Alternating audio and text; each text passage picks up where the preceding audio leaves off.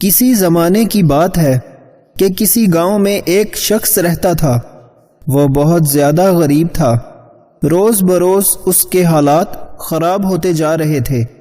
ایک دن اس نے اپنی بیوی سے کہا کہ وہ ایک رئیس آدمی کے پاس غلامی کرنا چاہتا ہے تاکہ اس غربت سے نجات پا سکے۔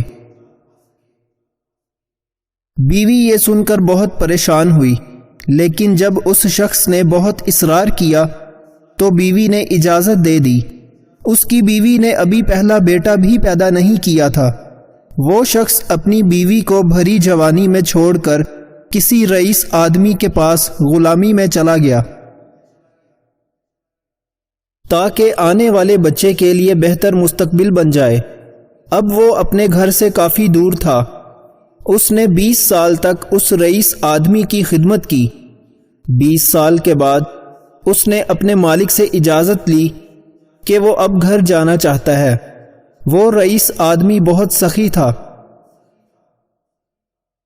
اس نے بہت ساری بکریاں، گائے، بھینس اور اونٹ اس شخص کو تحفے میں دیے اور وہ شخص اپنے گھر کے لیے روانہ ہو گیا۔ وہ واپس آ رہا تھا کہ اس کا گزر ایک صحرا سے ہوا جہاں اس کی نظر ایک جھونپڑی پر پڑی۔ اس نے سوچا کیوں نہ رات ادھر ہی گزاری جائے۔ اس جھونپڑی میں ایک درویش آدمی رہتا تھا۔ رات کو جب کھانا کھا کے فارغ ہوئے تو اس شخص نے درویش آدمی سے کہا کہ مجھے کوئی نصیحت کرے۔ درویش مسکرا کر بولا، ٹھیک ہے، میں تمہیں نصیحت کروں گا، لیکن میں نصیحت کرنے کی قیمت وصول کرتا ہوں۔ اس نے قیمت پوچھی تو بزرگ درویش کہنے لگا کہ ہر نصیحت کے بدلے تمہیں ایک اونٹ مجھے دینا ہوگا۔ اس شخص نے بزرگ درویش سے کہا کہ میں بہت مالدار ہوں، نصیحت مل جائے تو اونٹ کی کوئی بات نہیں۔ بزرگ نے پہلی نصیحت میں کہا کہ جب بھی آسمان پر تارے ایک لائن میں دیکھو تو فوراً کسی پہاڑ پر چلے جانا، کیونکہ اس وقت سیلاب آئے گا۔ اس شخص نے کہا یہ نصیحت تو کسی کام کی نہیں، مجھے کوئی اور نصیحت کرے۔ بزرگ درویش کہنے لگے، تمہیں اب نئی قیمت ادا کرنی پڑے گی۔ اس نے ایک اور اونٹ درویش کو دے دیا۔ بزرگ کہنے لگے کہ جب بھی کسی شخص کی آنکھوں میں اپنے لیے زیادہ محبت دیکھو یا اس کی آنکھوں میں شیطانی چمک دیکھو تو اس سے بچنا، کیونکہ وہ تمہیں قتل کر دے گا۔ وہ شخص منہ بناتے ہوئے بولا، یہ نصیحت بھی کسی کام کی نہیں ہے، آپ مجھے کوئی اور نصیحت کریں۔ اس نے ایک اور اونٹ بزرگ درویش کو دے دیا۔ بزرگ نے تیسری نصیحت کرتے ہوئے کہا، رات کو پچھتا کر سو جانا، لیکن کبھی کسی انسان کو قتل نہ کرنا۔ وہ شخص دل میں سوچنے لگا کہ 3 اونٹ تو ضائع کر دیے، اب اور نصیحت نہیں پوچھوں گا۔ وہ چپ کر کے سو گیا۔ صبح وہ بزرگ درویش سے اجازت لے کر اپنے گھر کی طرف چل پڑا۔ سفر لمبا ہونے کی وجہ سے وہ 3 نصیحتیں بھول چکا تھا۔ اب وہ رات گزارنے کے لیے کسی گاؤں میں پہنچا۔ جب وہ سونے کے لیے اپنے بستر پر لیٹا تو کیا دیکھتا ہے کہ تمام ستارے ایک لائن میں ہیں۔ اس کو فوراً بزرگ درویش کی نصیحت یاد آئی۔ اس نے فوراً اٹھ کر شور مچا دیا کہ گاؤں والو، پہاڑ پر چلو، سیلاب آنے والا ہے۔ لوگ اس کا مذاق اڑانے لگے۔ اس نے گاؤں والوں کو بہت سمجھایا، لیکن کسی نے اس کی بات پر یقین نہیں کیا۔ وہ اپنا مال کھول کر پہاڑوں پر لے گیا۔ صبح جب اس کی آنکھ کھلی تو اس نے دیکھا کہ نیچے گاؤں میں سیلاب آیا اور سارے گاؤں والے سیلاب میں ڈوب چکے ہیں۔ سیلاب کا پانی اترتے ہی وہ اپنی اگلی منزل کی طرف چل پڑا۔ اس نے ایک اور گاؤں میں پڑاؤ ڈالا، ایک شخص کے گھر میں قیام کیا جو کہ باتیں کرنے میں بہت اچھا معلوم ہوتا تھا، لیکن اس کی آنکھوں میں وہی شیطانی چمک دکھائی دیتی تھی۔ جب بھی وہ اس شخص کی آنکھوں میں دیکھتا تو اسے بزرگ درویش کی نصیحت یاد آتی۔ اسی کشمکش میں اسے رات کو نیند نہ آئی۔ وہ اٹھا اور بستر کو اس انداز میں پھیلا دیا کہ گویا یہ معلوم ہوتا تھا کہ کوئی سویا ہوا ہے۔ رات کے کسی پہر اس نے دیکھا کہ وہی شخص ہاتھ میں ایک بڑا سا خنجر لیے اس کے بستر کی طرف بڑھ رہا ہے۔ یہ شخص چھپ کر اسے دیکھتا رہا۔ وہ آدمی بستر کے پاس آیا اور بستر پر خنجر مارنا شروع کر دیا۔ اس نے پیچھے سے حملہ کر کے اسے پکڑ لیا اور رسی کے ساتھ باندھ دیا۔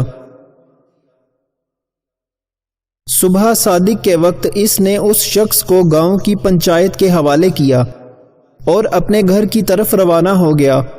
وہ رات کے ایک پہر اپنے گاؤں میں پہنچا۔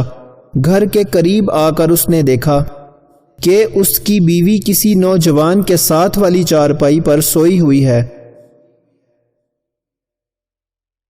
اس شخص کو یہ دیکھ کر بہت غصہ آیا۔ اس نے سوچا کہ وہ اس نوجوان کو قتل کر دے۔ جیسے ہی وہ قتل کی نیت سے نوجوان کی طرف بڑھا تو اس کے دل میں بزرگ درویش کی نصیحت ابھر آئی کہ پچھتا کر سو جانا، لیکن کبھی کسی انسان کو قتل نہ کرنا۔ وہ یہ بات سوچنے لگا کہ پہلی نصیحت بھی کام کر گئی اور دوسری نے بھی کام کیا، لہٰذا اس نے ارادہ کیا کہ وہ ہمیشہ کے لیے یہ گاؤں چھوڑ جائے گا۔ صبح ہوئی تو وہ شخص گاؤں سے روانہ ہوا۔ اس کے دل میں خیال آیا کہ کیوں نہ گاؤں والوں سے اپنا حال دریافت کروں۔